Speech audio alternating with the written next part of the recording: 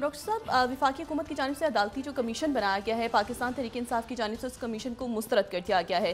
عدالتی کمیشن کی جو رپورٹ آتی ہے، جو بھی آئے گا فیصلہ، وہ کیا اس کے جو نتائج ہیں اس کے معنی خیز کوئی نتائج سامنے آ سکتے ہیں؟ نہیں، اس کی رپورٹ دیکھیں، ابھی تو یہ اگلے چند روز کافی ایک عجیب سا بحران ہے۔ میں اس پہ اب کیا زیادہ اس پہ بات کی جائے۔ تصدق جیلانی صاحب تو انتہائی قابل احترام شخصیت ہیں، ان سے ایک بڑا تعلق واسطہ رہا، اور وہ اس حوالے سے کہ جو عدلیہ بحالی تحریک میں جو شخصیات بہت آگے تھیں، ان میں تصدق جیلانی صاحب بھی تھے۔ انہوں نے حلف نہیں اٹھایا تھا 3 تاریخ کو، 3 نومبر کو، جب ایمرجنسی ڈکلیئر ہوئی تھی، اور اس دوران ان سے ظاہر ہے کہ کئی مواقع پہ ان سے سامنا ہوا، لیکن بہت دھیمے مزاج کے، بہت کمپوزڈ، بہت ڈیسنٹ شخصیت۔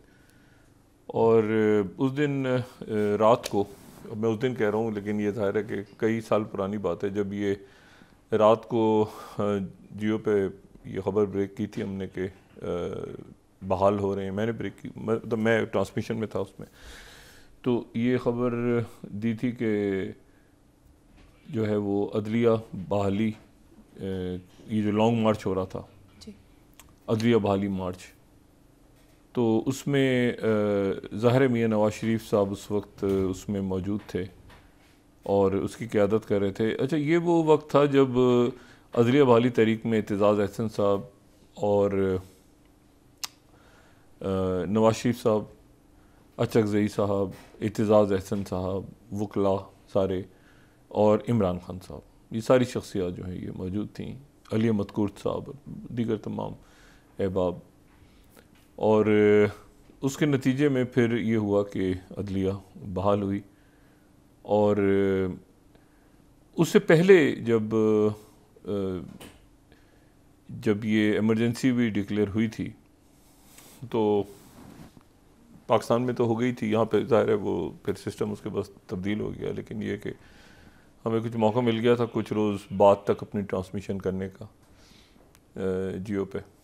تو اس وقت حامد میر صاحب یہاں پہ بہت بڑی ایک، آپ سمجھیں کہ عدلیہ بحالی کے دوران جو ہے وہ اس میں بہت بڑی تعداد میں عاصمہ شیرازی صاحبہ، حامد میر صاحب، طلعت حسین صاحب، بہت سے اور احباب، کاشف عباسی، سارے بہت، میں اب نام کس کا مس کروں، اور یہ سارے وکلاء یہاں پہ، بہت سارے وکلاء بھی یہاں پہ، اور جج صاحبان بھی اس وقت ہمارے ساتھ ہوتے تھے، اور اطہر من اللہ صاحب، بابر ستار صاحب، باقی بہت سی شخصیات جو اب جج ہیں، بڑے عہدوں پہ ہیں، وہ اس وقت اس تحریک کا حصہ تھے، اور چیف جسٹس صاحب بھی۔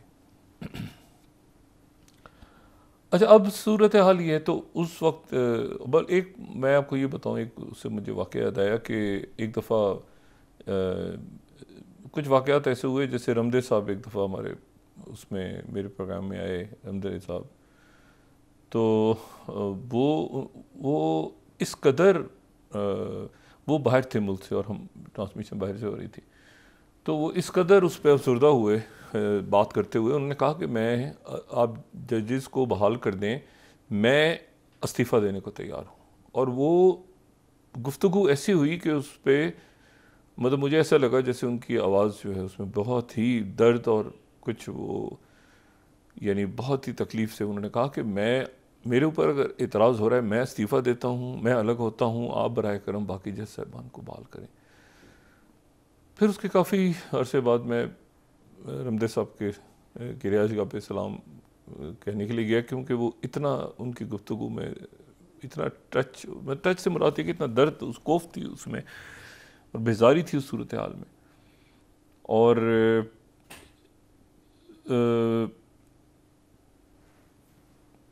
افتخار چودھری، اب ایشو یہ تھا کہ بہت زیادہ عدلیہ بحالی تحریک تو تھی جج صاحبان کے، اس میں پولیٹیکل پارٹیز بھی تھیں، لیکن بعد میں جو معاملات دو طرف سے طے ہوئے نا معاملات، ایک تو یہ کہ گورنر راج ادھر گورنر رول ختم ہوا پنجاب میں جو لگایا گیا تھا پاکستان پیپلز پارٹی کی طرف سے، اور تو وہ دوبارہ حکومت بحال ہوئی پنجاب کی.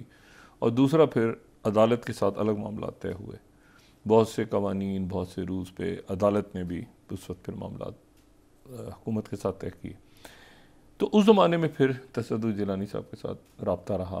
رابطہ اس بہت زیادہ بات چیت نہیں ہوئی، لیکن یہ ہمیشہ میں ان کو دیکھتا تھا. اور ایک دفعہ یہ ہوا کہ رات کو 12 بجے عدالتیں لگ گئیں، ایک نوٹیفیکیشن آنا تھا تو اس کو خبر میں نے دی، تو اس پہ 12 بجے رات کو عدالتیں لگیں جس میں سارے جج صاحبان بیٹھ گئے رات کو. اور وہ ایک نوٹیفیکیشن اس وقت کے جو وزیر قانون جو اب تحریک انصاف میں ہیں، تو وہ نوٹیفیکیشن رات 12 بجے، تو اس میں تصدق جیلانی صاحب بھی موجود تھے، تو سب انہوں نے ہولڈ کیا. 12 بجے رات کو گاڑیاں نکل رہی ہیں، اور وہ تو صبح مجھے بھی بلا لیا عدالت نے اور حکومت وقت کو بلایا. تو میں نے پھر بات کی کہ جی ڈی نوٹیفیکیشن کا ایک پلان بن رہا تھا، تو انہوں نے اس کو رات کو 12 بجے، شاید لوگوں کو یاد ہو، سپریم کورٹ بیٹھ گئی تھی. بہرحال تو اب یہ ہے کہ لیکن کیا وہ اس میں اس کمیشن یہ اس کی ذمہ داری لیں گے؟ ایک تو یہ سوال یہاں پہ ڈسکس ہو رہا ہے. دوسرا یہ ڈسکس ہو رہا ہے کہ کیا ان کو لینی چاہیے، کیا وہ لے چکے ہیں، اور کیا وہ اس جگہ مطلب ان کی شخصیت پہ تو کوئی سوال نہیں اٹھ سکتا. وہ تو بہت زبردست، خان صاحب کے بھی بڑے وہ سارے، میں نے کہا نا کہ یہ تمام ہی شخصیات جو ہیں، چونکہ عدلیہ بحالی تحریک میں مطلب پیپلز پارٹی بھی تھی، بینظیر بھٹو صاحبہ بھی اس وقت تھیں اس میں، سارے بعد میں کچھ معاملات ڈوگر صاحب آ گئے تو وہ الگ ہو گئے تھے معاملات. لیکن یہ ہے کہ وہ اس پہ تو سب ساتھ تھے. اچکزئی صاحب بہت آگے تھے اور تمام پولیٹیکل پارٹیز. تو ان کی شخصیت پہ کوئی اعتراض نہیں ہے. یہ کمیشن کے اوپر بس ایک ہے تحریک انصاف، اور یہ بھی کہا جا رہا ہے کہ اور جج صاحبان بھی ہیں اور وکلاء اس میں آ رہے ہیں اب یہ آنے والے دنوں میں. لیکن اب یہ صرف یہ دیکھیں کہ ریاست کے ایشوز کیا اور ڈسکس کیا ہو رہا ہے. یعنی ہم اپنی مطلب اس بات کو میں ڈسکس نہیں کرنا چاہتا، اپنے پروگرام میں ڈسکس ہی نہیں کرنا چاہتا.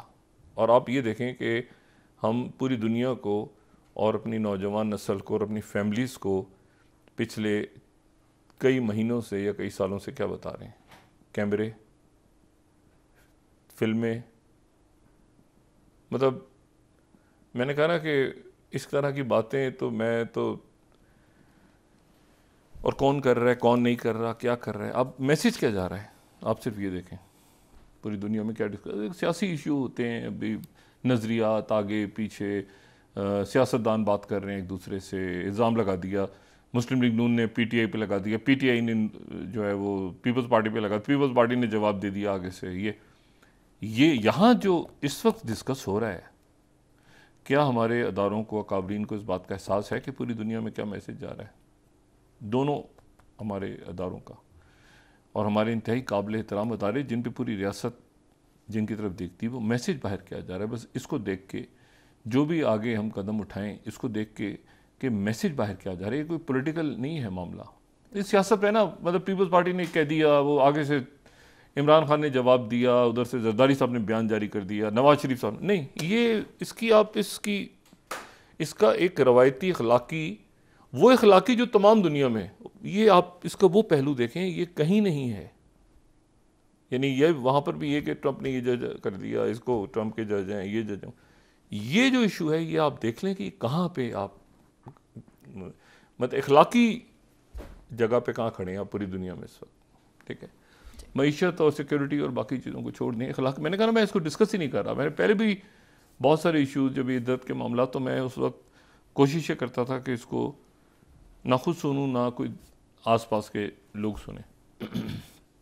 یہ جو کچھ ڈسکس ہو رہا ہے تو بالکل انحطاط ہے معاشرے کا. اس کا یہ ڈسکس ہونا بھی، اور یہ اگر ہے صحیح ہے غلط ہے یہ چھوڑ دیں. اس کا ڈسکشن، یہ آپ کا جو مکالمہ ہے نا اس کا مکمل ایک انحطاط شو کر رہا ہے کہ آپ کہاں کھڑے ہیں as a society, as a روایات. اللہ تعالیٰ مبارک کرے، اور خیریت سے آخری عشرہ رمضان شریف کا آج شروع ہوا پاکستان میں، اور لاکھوں لوگ اعتکاف پہ بیٹھ گئے. اور اس کے ساتھ ہی عبادات اللہ تعالیٰ قبول فرمائے سب کی. اور جو ہماری مسیحی برادری ہے ان کو بہت بہت دل کی گہرائیوں سے ایسٹر مبارک.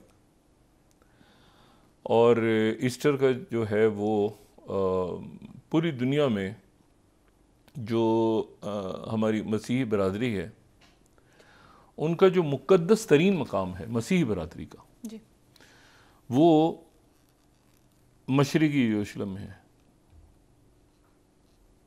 مقدس ترین مقام جو کرسچینٹی میں ہے وہ ہر ریلیجن میں کوئی مقدس ترین مقام ہے نا تو وہ جو ہے وہ مشرقی یروشلم میں ہے.